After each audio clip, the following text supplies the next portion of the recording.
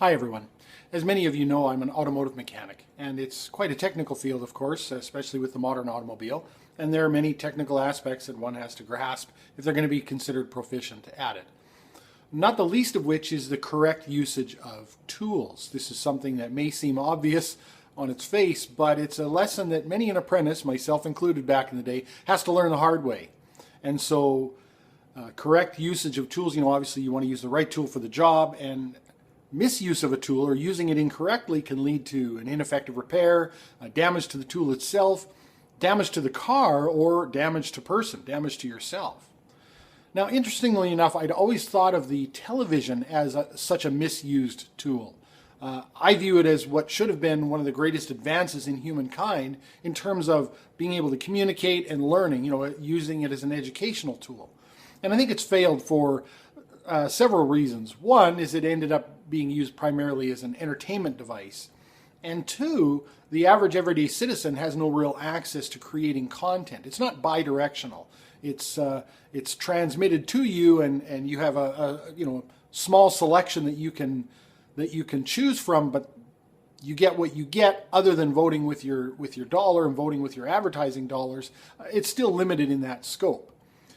The internet, of course, is a different animal because it is bi-directional, and the everyday average some mechanic guy in Canada can actually create content, and everyone else can create content if they so choose, even if it is something as simple as a comment on a message board or a post on their Facebook. I mean, this is still an opportunity for people to communicate with other people and share information, not to mention alternative sources of news media, the marketplace itself recognizing this opportunity and filling voids wherever they exist.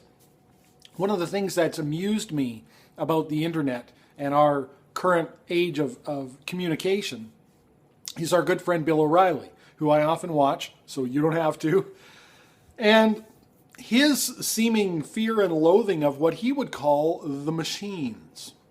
And he's quick to blame many, many different things that happen on what he calls the machines, which I would assume is, he also talks about, stay away from the internet. Don't believe what you see on the internet. Like the internet is some sort of singular entity, right?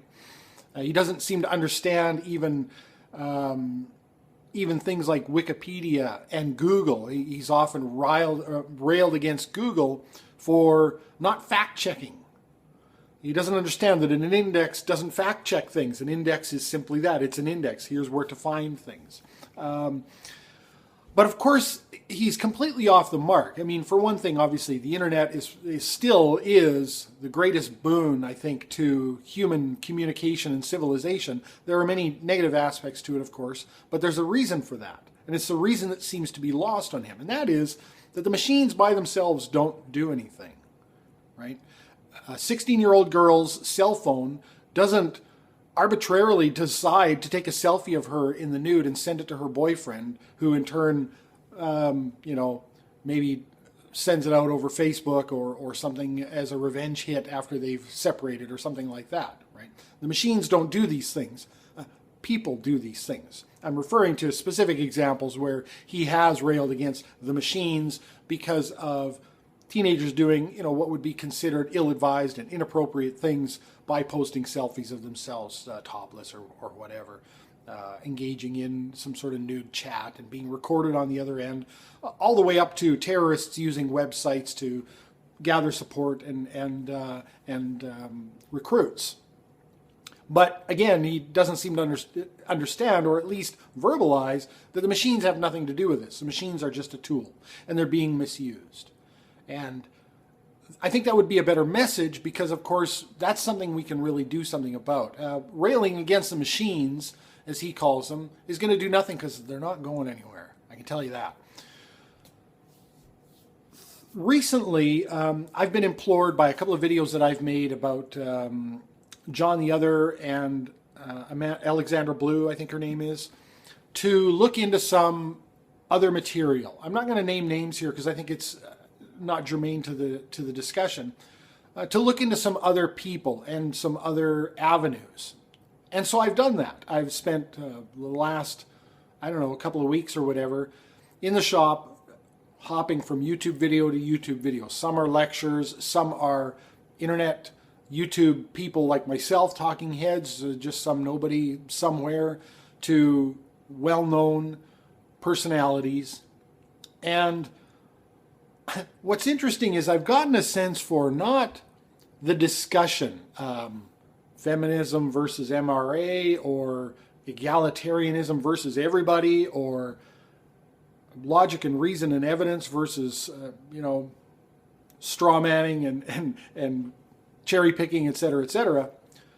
What I've gotten a sense for is how badly we're using this medium. And it's really disheartening, I have to say.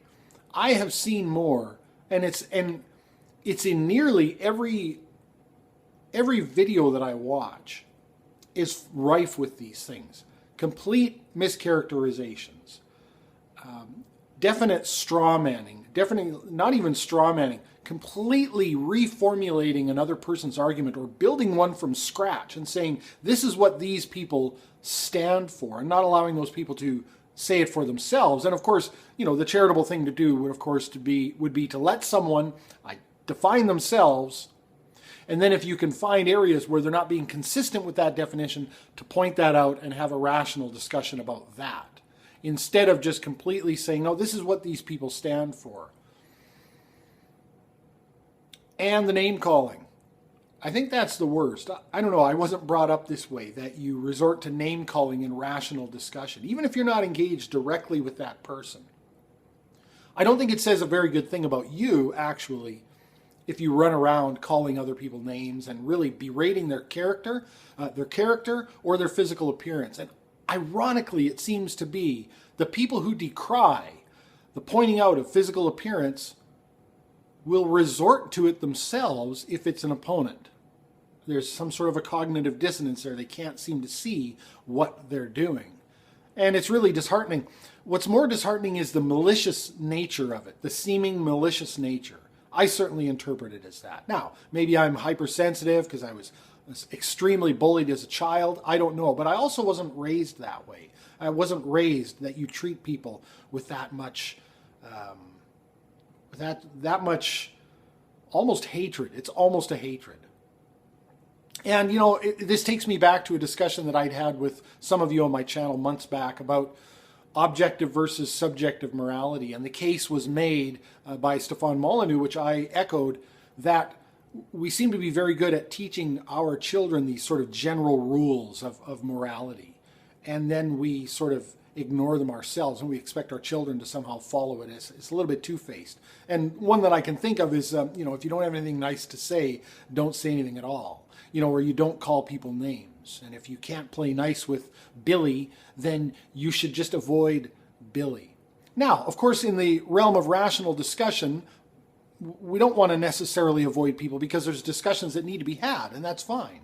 But when you find yourself resorting to a malicious attack on someone, or completely strawmanning and reformulating their position into something that it isn't, I think you have to ask yourself if you're really adding anything to the discourse when you're doing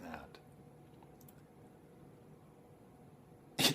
It gets to the point where I've seen people say, that person over there, I disagree with them fundamentally, and they have no place on YouTube. I'd like to see them gone. I'd like to see them leave YouTube. And it just leaves me wondering about who we are. If that's the best that we can hope for, is that our opponents just disappear.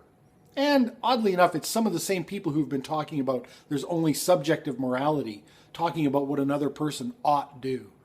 That they don't have a place here, right? That they ought not be here. They don't deserve to be on YouTube.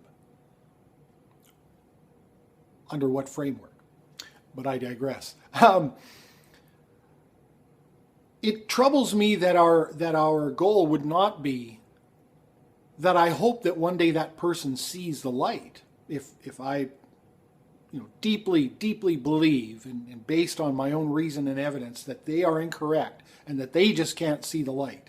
And then my hope would be that one day they do see the light. And we get together and share a pint in celebration. Or whatever, right? That wouldn't be the goal. But no, the goal is I'd like to shame that person. I've seen a lot of that. And they do it by their language. They're attempting to shame them right then and there on their channel, to completely discredit using personal malicious attacks, straw man arguments, etc., etc. This to me is not rational discourse. To me, this is misusing the tool. This tool is fantastic. It's a wonderful tool, and I think we're misusing it. What part does personal attacks have in rational discourse? Criticize ideas, I get that. And I'm all for using all kinds of inventive language to describe ideas, to get your point across. I'm all for being impassioned. But I don't understand what criticizing or critiquing someone's personal appearance has to do with that. You can criticize someone's behaviors, you can criticize someone's ideas, but leave the maliciousness out of it. And I think if you're not doing that, what you're doing is you're furthering a culture of malicious attacks. And that's all too prevalent on YouTube, especially in the comments section, and especially elsewhere, of course, on the internet.